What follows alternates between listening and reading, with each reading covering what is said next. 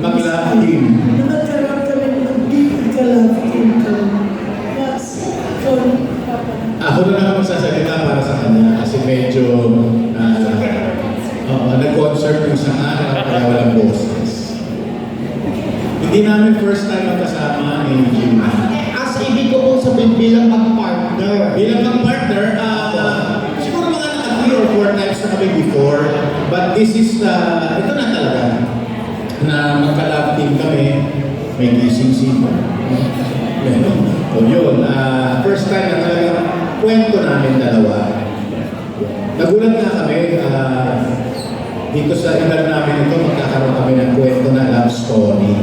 Diba? So, we're very lucky na, I feel ako, and I'm sure si Gina rin feels very lucky na may love story about our age na ang sarap talaga. So, senior na rin pala kayo direct. Ngayon ko lang nalaman.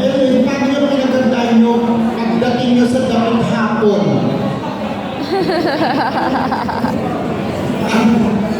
Ayaw, Diyos wag ka na magsalitang hawak sa iyo eh. Siya na lang pag-direct. Interpreter na natin. Paano nyo po pinagandaan yung pagsabit nyo sa dapat hapon? Kind of system. Parang kanina question. Sa amin ba yun? Opo. Well, parang ayoko pa isipin yung dapat hapon. Kasi dadating naman talaga yun, ano? Pero wala lang. Ako pinaghahandaan ko lang I'm just being happy. Doing what is good for me, for my family, and my friends. I think basta magpakabait ka lang, tumulong, kaya mo. Dadating yun eh, huwag natin madaliin.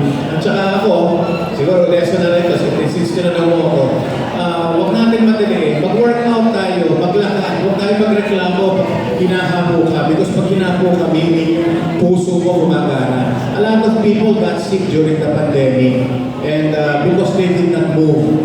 So, it's a lesson talaga for us, lalo na mga seniors, to don't stop living, enjoy, do your work. Pag-retire ka na, do consultation, do something, mag-enjoy, don't stop living, enjoy, YOLO. Thank you po. Sa lahat po ng medyo binigyan na o seniors, diba? Kayo po ba na-experience nyo rin po kayong ginagawa ng seniors na kapag nagunes ay nanonood ng sini ng libre o hindi po dahil nag-fired kayo? Ako medyo nahihiya naman ako nagbabayad. Pero marami, ang sarap ng may, I call my card a handsome citizen card every time na binibigay ko. And that's 20% of, anything. Kumain ka, food, medicine, travel, grabe, lahat, groceries. So, ina-enjoy na namin. And I'm very thankful sa government na may ganito.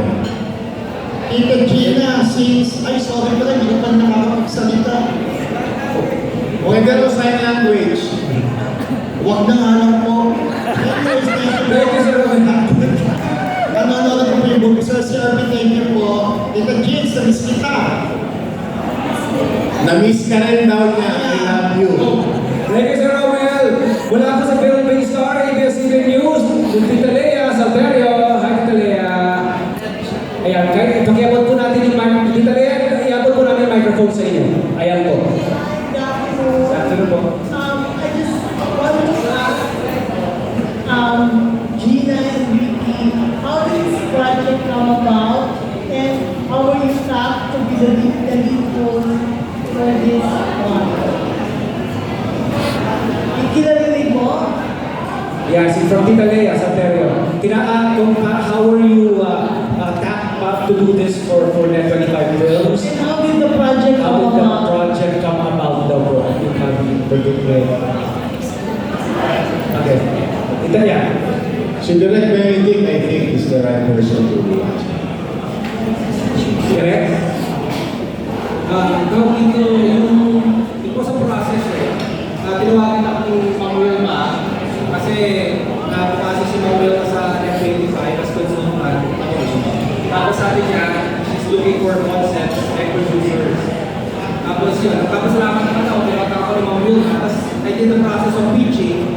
Then nakita ko, this is the first concept na na-approve nila, KGP, and Ma'am Wilma na gawin. Pero it took some time, kasi ang hirap mag-cast. Before this, nilalako ko ito for 5 years.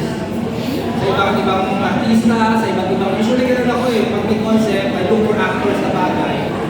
And then itong process dito, yun, ang dami pinagkaalan hanggang we ended up with Direct Rick and Direct Gina. Sa kami nila mamulma. Tapos yun, I think when we got their names, parang I think it's perfect cast, it's just in their schedule. Tapos yun, in the schedule, yun, nagawa ko yun. Can we hear from Ricky and Gina how they feel that this project was offered to them?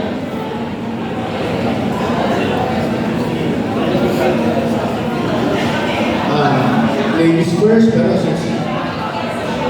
halos pareho naman kami ni Gina na ano kami, nung nabasa namin yung material, wow, sa age namin magagawa kami ng love story. So doon palang kakilig-kilig na. Tapos knowing that I will be working with Gina Alharos